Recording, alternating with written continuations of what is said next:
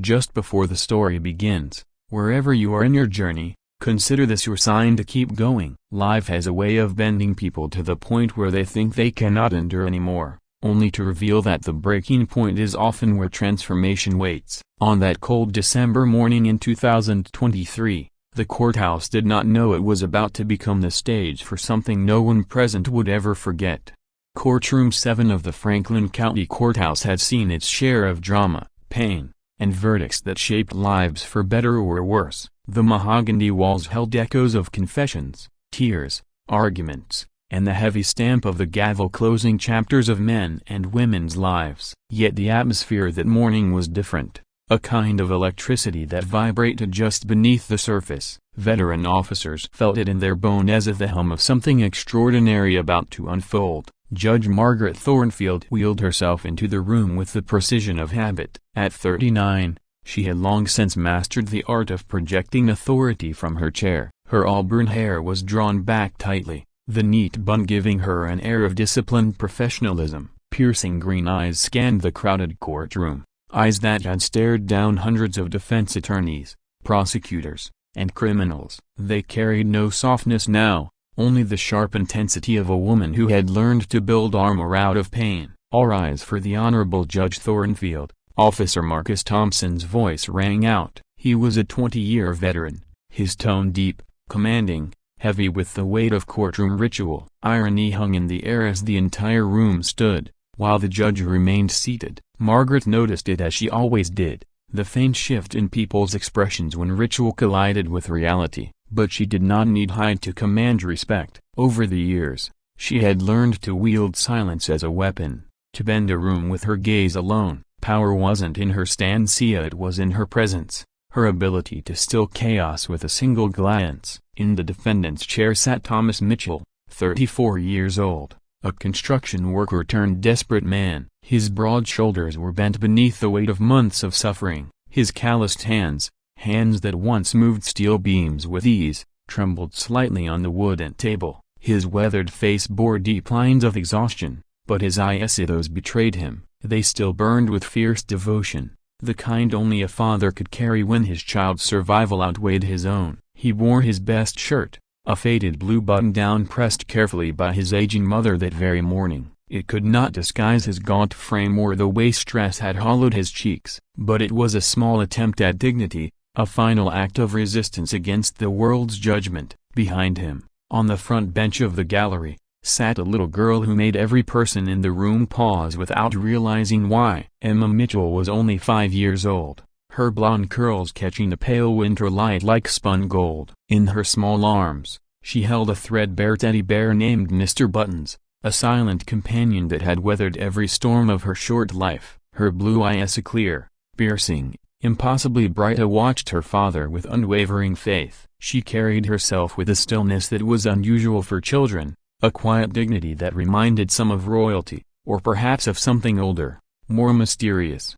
Next to her sat Sarah Mitchell, Thomas's mother, tissues clutched tightly in her hand. She dabbed at her eyes with the exhaustion of someone who had been carrying burdens too heavy for too long. At 67, her hair was graying, her back slightly stooped, yet her presence was strong, a silent pillar holding up what remained of her family. "The state versus Thomas Mitchell," announced District Attorney Robert Hayes. He was a tall man, dressed immaculately in a dark Armani suit, his polished shoes clicking against the marble floor as he moved with confidence born of decades in the system. Hayes was 52, a prosecutor whose career had been built on toughness, his record of convictions his pride and his campaign slogan. He did not waver, not even in cases that drew sympathy. Crime, he believed, was crime. Beside Thomas, his young defense attorney David Chen stood awkwardly. Only 28 and barely seasoned, Chen looked overwhelmed by the gravity of the case. His papers trembled in his hands. His nervous glances betrayed a lack of confidence, though somewhere in his eyes flickered a stubborn determination. This was only his third major case since law school, and the weight of it pressed down on him like an avalanche. Judge Thornfield opened the file before her and paused. She had presided over hundreds of cases,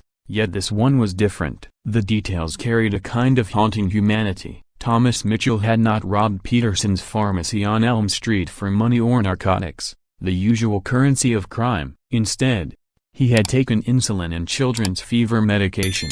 The surveillance footage showed him leaving a crumpled handful of bills, exactly $18.37 on the counter, before limping out. It wasn't enough to cover the cost, but it was everything he had. The timestamp on the footage was 11:47 p.m. His eyes in that video weren't the eyes of greed. They were the frantic eyes of a father fighting for his child. Before the courtroom could fully settle into the rhythm of the proceedings, a small voice rang out like a bell slicing through fog. "Daddy didn't do anything wrong." Every head turned. Emma Mitchell's tiny voice carried with startling clarity across the chamber. Her words silenced the murmurs instantly, creating a stillness that pressed against every wall. Judge Thornfield raised her hand for order, but her eyes lingered on the child. The sunlight filtering through the high windows caught Emma's face, bathing her in a glow so radiant it made several jurors lean forward unconsciously. Something about the little girl seemed otherworldly, as if she carried knowledge far older than her years. The judge had seen countless families plead for mercy over her 15 years on the bench,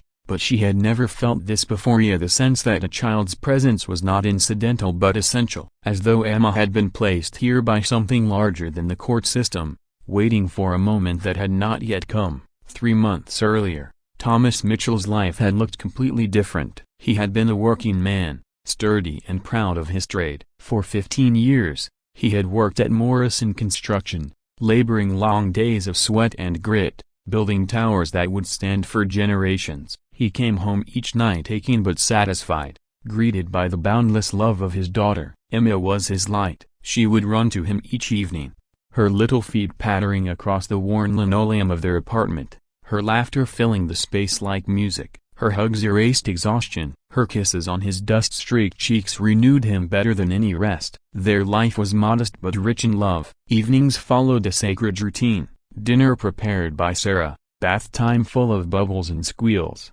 then story time in the rocking chair Thomas's father had built decades earlier. Emma always begged for her favorite story, the one about the little princess who had the power to heal. "There once was a brave princess," Thomas would begin, his voice warm with magic, "who could heal broken hearts and mend wounded bodies. But she had to be very careful, because her gift was special, and she could only use it when it truly mattered." Emma would clutch her bare, eyes wide with wonder. Could she heal people like in hospitals? Could she make them better? "The strongest magic of all is love," Thomas whispered, kissing her forehead. "Love is what makes the impossible possible." But fate, as it often does, struck without warning. On September 15, 2023, at 3:17 p.m., Thomas was late leaving a job site. His foreman had insisted they finish pouring concrete, and Thomas rushed to pick up Emma from daycare. At the intersection of 5th and Main, a young woman named Jessica Torres,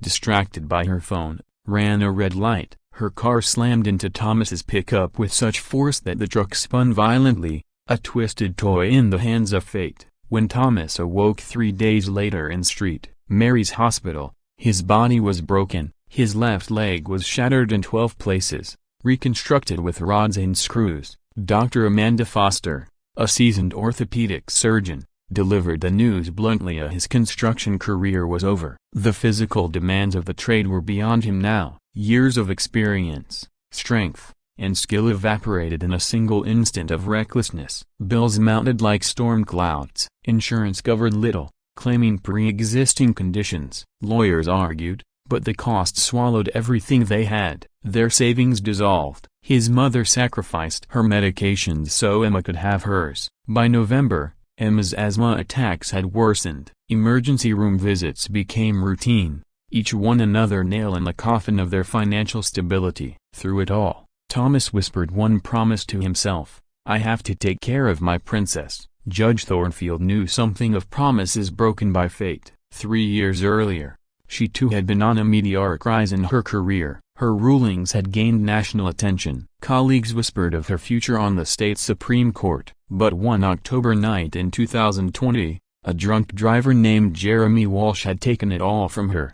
His Jeep Cherokee collided with her Honda at 45 miles per hour. Her spine shattered, her life divided into a before and an after. She had fought her way back into the courtroom, enduring surgeries, therapy, divorce, and humiliation. She had learned to command respect not with stature but with resilience. Yet even now, she carried wounds invisible to the court of questions about fairness, about cosmic justice, about whether the universe ever balanced the scales. And so, as she presided over Thomas Mitchell's trial, she felt the collision of two lives shattered by circumstances they did not choose. She recognized in his eyes the same desperation she had once felt waking in a hospital bed, realizing the world had changed without her consent. The courtroom was full to capacity. News coverage had painted the case as a David versus Goliath struggle, the desperate father against the unyielding system. Neighbors whispered, sympathies conflicted with the rigid lines of law. Emma sat quietly, coloring with crayons, her blue dress dotted with tiny white flowers, the best she owned. Her innocence seemed to cast a spell over the room, her presence like a fragile thread holding everything together. Then District Attorney Hayes began. His polished voice filled the chamber. Ladies and gentlemen of the jury, the facts are simple. On December 3rd, Thomas Mitchell committed armed robbery in the first degree. He entered Peterson's pharmacy, brandished a weapon, and stole prescription medication. This is a serious felony, and regardless of motive, the law must be upheld. His words struck the air like hammer blows. But across the room, Emma lifted her head and whispered softly to her grandmother words no one yet heard clearly, words that would soon change everything.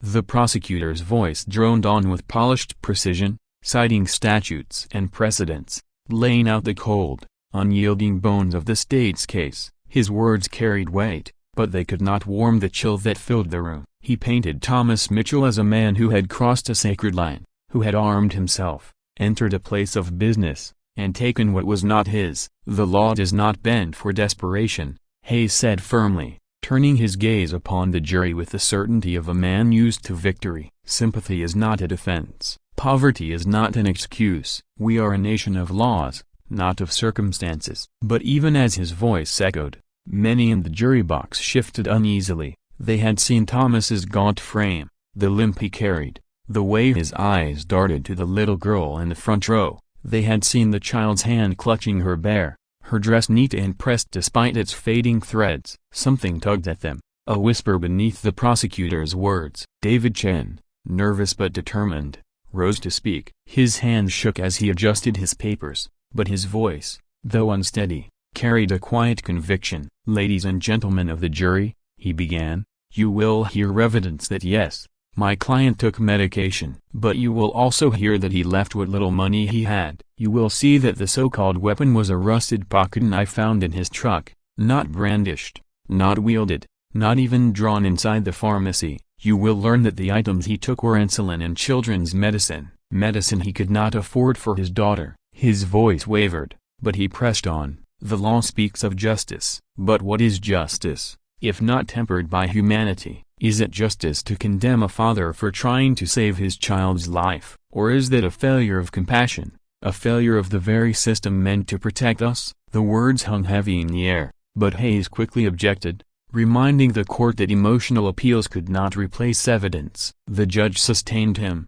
though her eyes lingered on Chen with a flicker of something softer, recognition of courage in inexperience. And then, as though destiny itself could no longer wait, Emma stood. She was so small, her blue dress brushing against her knees, her bare dangling from one hand. Her grandmother tried to pull her back down, but the child slipped free and stepped into the aisle. Her shoes tapped softly against the marble floor as she moved with a determination no adult could have anticipated. The courtroom froze. Even Hayes fell silent. Emma turned her gaze upon the bench, upon Judge Margaret Thornfield, and in a voice clear as crystal said, "Let my daddy go, free a broken bar and I'll heal you." The room erupted in gasps, laughter, disbelief. Some chuckled nervously, others whispered. Children say strange things, someone muttered. The bailiff started forward, unsure whether to stop her. But Emma did not flinch. She looked directly at the woman in the wheelchair, those impossibly bright blue eyes seeming to see into the judge's very soul. Margaret Thornfield felt something stir inside her chest, something she had buried long ago, a flicker of hope she had taught herself to extinguish. The idea of healing had been ripped from her by metal, blood, and broken bone. She had learned to live without it. And now here was this tiny child, speaking words no rational mind could accept. "Order," Margaret commanded, though her voice trembled ever so slightly. The gavel struck. The gallery hushed again, though murmurs lingered like waves crashing against the shore. Emma walked slowly toward the bench until she stood directly before the woman who held her father's fate in her hands. She set Mr. Buttons carefully on the wooden surface, as if preparing an offering. Then she reached out her small hand.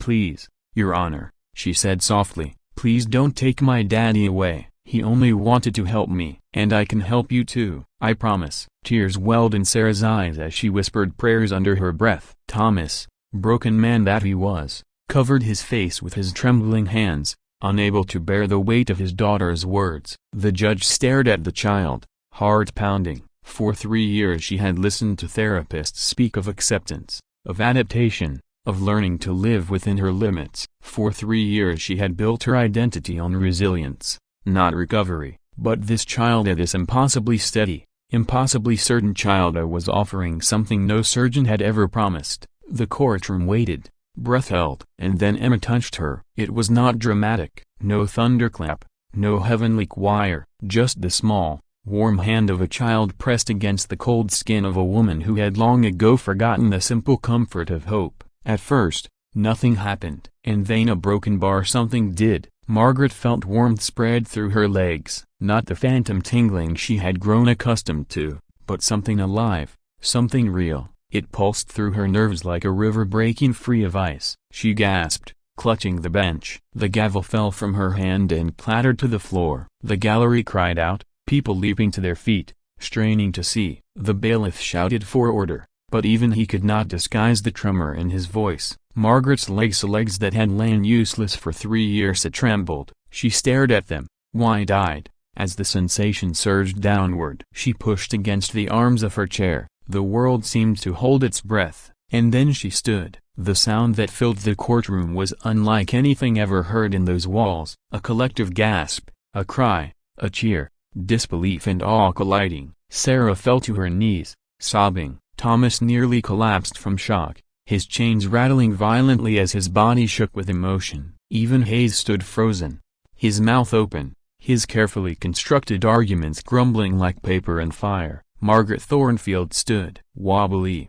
unsteady, but standing, her eyes locked onto Emma's, tears streaming freely down her cheeks. "How a broken bar," she whispered, but the child only smiled, the serene, knowing smile of someone who had simply done what needed to be done. The courtroom descended into chaos. Reporters rushed from the gallery, already dialing phones. Jurors wept openly. Officers crossed themselves, whispering prayers. The very air felt charged with something holy, something inexplicable. And in the midst of it all, Emma turned back to the bench and said again, her voice quiet but unshakable, "Please let my daddy go free." For the first time in her career, Judge Thornfield found herself speechless. Law demanded rigidity, procedure demanded order, but something larger than law had just walked into her courtroom and rewritten the rules. She steadied herself against the bench, marveling at the strength returning to her body. She looked down at Thomas, at the man who had sacrificed his dignity to save his child,